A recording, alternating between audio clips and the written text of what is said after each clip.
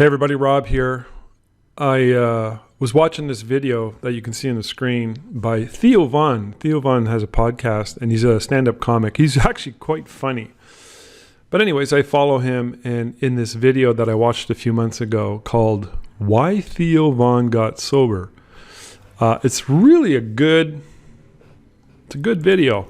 I'm going to put the link to it down in the description. And I got to thinking about it after I saw it. How honest and real. I mean, look at, he's got 1.23 million views on it so far. He put this up in December 3rd, 2018. This is a topic that's very close to my life, and I actually spoke on this topic last year, I believe in October, at Mo Mondays. Mo Mondays is like a TED Talks for a local community, 10-minute speeches, bada boom, you're in, you're out. And when I was asked to do this talk, for some reason, I don't know why, the idea behind my talk popped into my head, and within 2 minutes, I had it all laid out. It was really kind of strange. It was like it was meant to be. I don't know why that is. I've been giving speeches for a long time, 29 years, almost 30 years now. It's not something I'm strange to, and but for some reason, this particular topic at this particular time. Anyways, I'd highly recommend you go watch it. I'll put it too in the link. But I want to talk to you about the same topic and expand on it a little bit. I talked about this at the Mo Mondays speech, and I called it the Day I Learned to Dance. And it really has to do with the day I sobered up and how my life changed. And so today I want to talk to you about the reasons why I got sober. I never really got into that at that time. I'll try and be brief. But I look back at my life, and I've been sober 29 and a half years, going on 30 this upcoming January. So I'm almost 30 years. January 6th, 1991 was when I sobered up. And it was a pivotal time in my life. So as I look back, there's two sides to the same coin. On the one side, I knew what I wanted. On the other side, I didn't know what I wanted because I hadn't experienced it yet, and I wasn't going to experience it until I sobered up. Does that make any sense? In other words, it was the gifts that presented themselves to me in my life after I decided to sober up. And you can't really feel gratitude or experience or know what that feels like until you go through those steps. So there's a bit of an irony there, but I consider it two sides of the same coin. So if anybody's listening to this and they see themselves in anything I'm talking about, feel free to contact me. I mean, I'm not going to push you in anything at all. I'm just going to try and answer your questions if you have any, and help guide you along. Because for me at the time, I know I wanted a better life. I couldn't explain it in any specific way, but I felt my life was unmanageable, and I had skirted on the edge of an abyss that could have easily just crumbled down to the very depths of despair. I never lost everything like a lot of people who have drinking problems. They end up losing they lose their families, they lose their jobs, they lose all their money. I didn't get to that point, but I may have come close a few times. And I consider myself lucky in respect that I always had a good work ethic. So you in some respects, you could say I was a high bottom, but nevertheless, it doesn't matter. I don't want to minimize my situation. I wanted to have control because I felt like my life was unmanageable. I really felt the drive and the need for wanting control. It's a degenerative thing. If you keep drinking and you're unmanageable, even if it's a mild case, it'll get worse.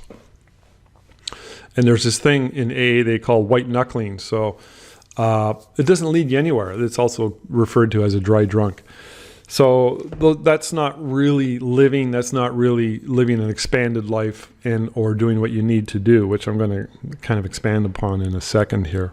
So I knew I wanted a better life. I didn't know what that was, and I didn't know what was going to happen after I decided to make the changes. So I knew I wanted a family. I knew I wanted to maintain my business and to grow it. I knew I wanted health. Those were three important things for me. And I think probably at some level, they could have been the driving force behind what eventually pushed me through the doors of AA and sobriety. And I can't imagine this working out for anybody in any other, or for myself, I'll speak for myself, other than, going to a confession type scenario where you go in there and you say, here's what I got going on. You could probably do it with a therapist or a counselor, and I have no qualms against that. I've been to many myself.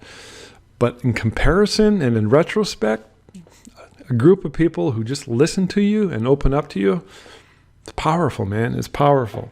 So I knew I wanted a better life. I knew that if I were to get involved in a relationship, like I was driven to find a wife and start a family. I wanted those things, and it's a good thing while I was drinking, I never got into that. I came close. I was engaged, and I had girlfriends where I could have easily gotten married and probably would have destroyed in some way, shape, or form because of booze.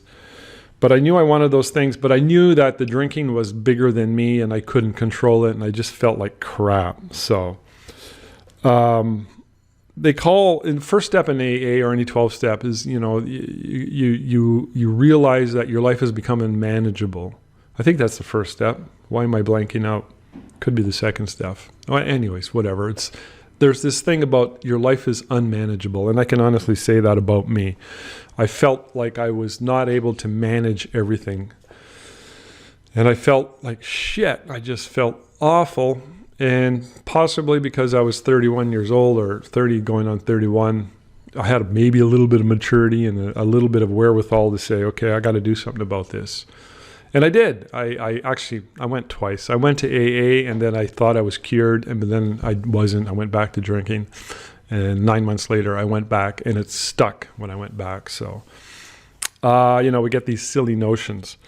So the gifts that I discovered once I sobered up were astronomical. I can honestly say that, in retrospect, my favorite time in my life was the first 3 to 5 years of sobriety. I've heard it said before, they call that the pink cloud. A lot of people in recovery go into this pink cloud where they just feel really good. And that was me. I felt real good. And a lot of gifts started flowing into my life immediately. I felt good. I felt so positive. And it flipped. It flipped for me. I'm a quick learner maybe sometimes. I'm a slow learner in most things, but in this, I was a quick learner. And within weeks, I was doing something that I was always too scared shitless to do, and that was I joined Toastmasters. I quit smoking, not just faded away, and I was a hardcore smoker.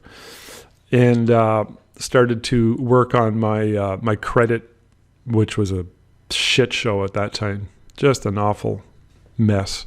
I was living in a basement in my studio on Lawrence Street. I had a studio going. It was kind of chugging along, and at least I knew at all times that I always had a good work ethic. I showed up to work and I never let my bad habits destroy my work.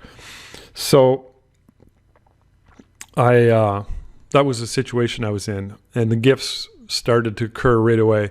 Within a year, I had a little house. I had a new studio location. I cleaned it out.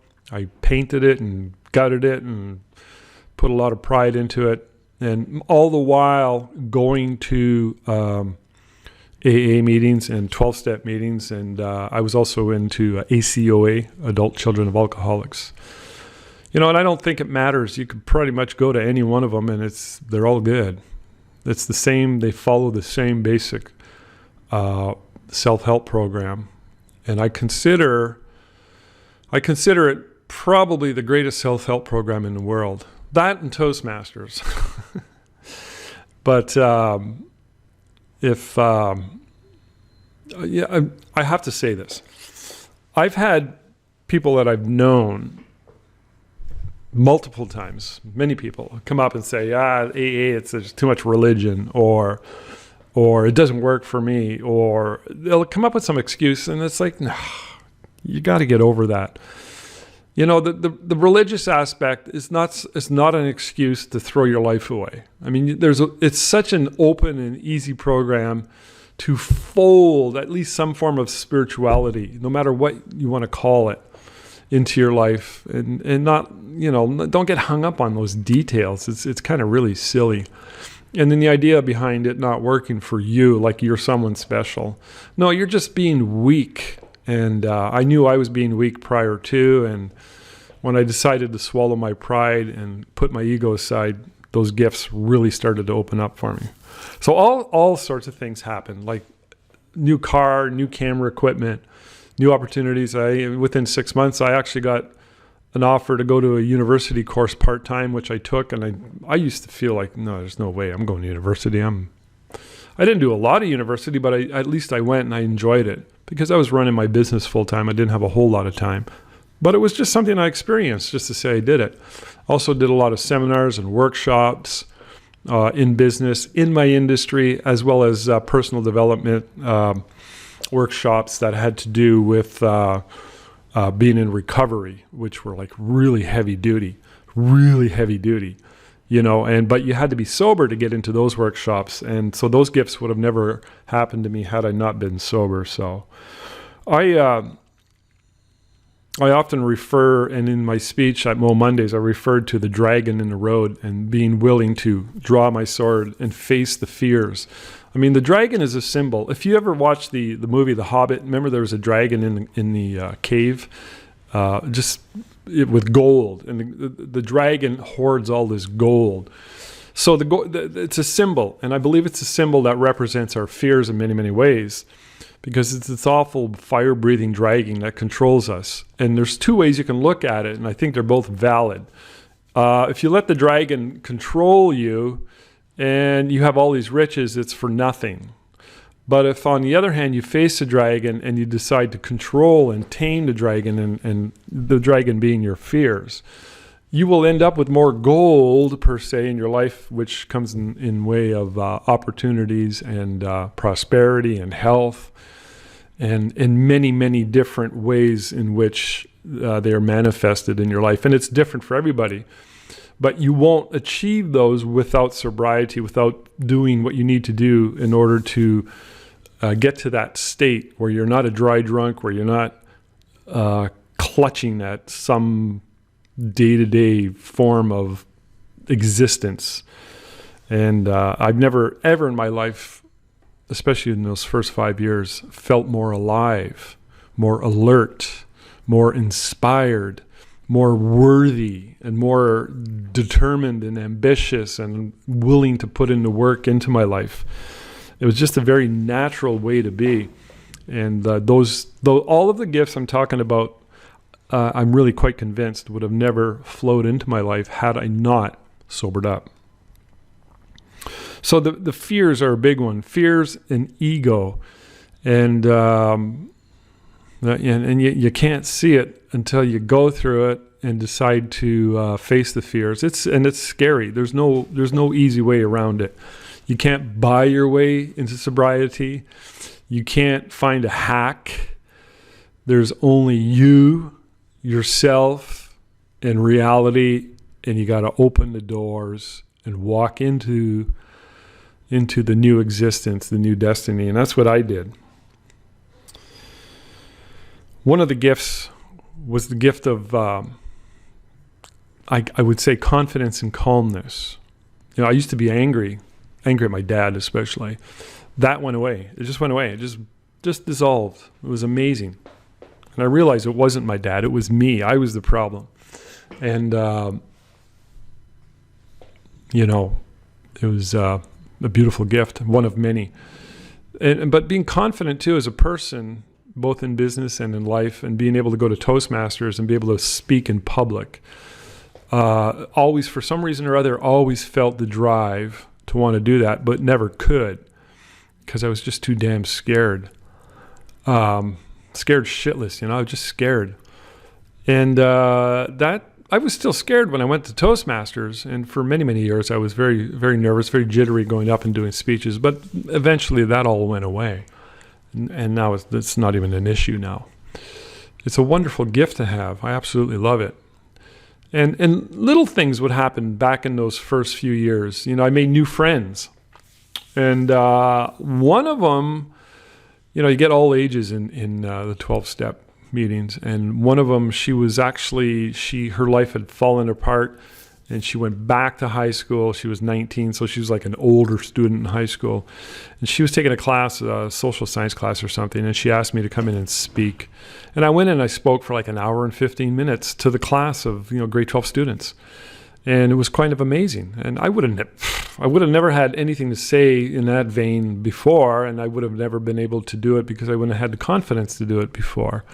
But what was cool about that was the next week, I went to the Wednesday night meeting, and there was a kid there from that class. He comes up to me and he goes, "Hey, Rob." I'm like, "You were in?" He goes, "Yeah, I was one of the students at the high school." And he goes, "Your message really touched me." And I realized I have a problem, and he went and sobered up. So these are little extra gifts. So that's why I sobered up. I wanted a better life. I wanted to start a family, which I started after 4 or 5 years of sobriety. I met Tina, and we got pregnant right away, and we have our little family with Danielle, who's an amazing young lady. She's 24 years old, and life is good. I mean, I've done a lot of stuff in my life. We travel. When I met my wife and we first married, I asked her what she wanted out of life. She said, "I want to travel." I said, "Well, let's travel," and we travel. And we do a lot of cool things, and none of these things would have been in my life had I not been sober. So if you're anywhere near the situation that I'm talking about and you want to talk to me, send me an email, and I'll put my email down in the description below in case. So yeah, the gifts were absolutely amazing, and it's not surprising that Tina, her father was pretty chronic alcoholic too, and I kind of makes sense that I've always said we were both damaged goods. I from my past and her from her past, but we're two people who decided to not let it control us and to pull it together and become the very best that we can be. And that's what it's all about. That's really the reason why I sobered up, so I can become the best I can be. And so I just thought I'd talk about this in this video and share it with you. If you want to watch my 10-minute presentation, I kind of talk about it in a little more of a poetic way. And watch Theo Von's replay. Again, I'm going to put all those in the link below. So, all right, enjoy. Thank you.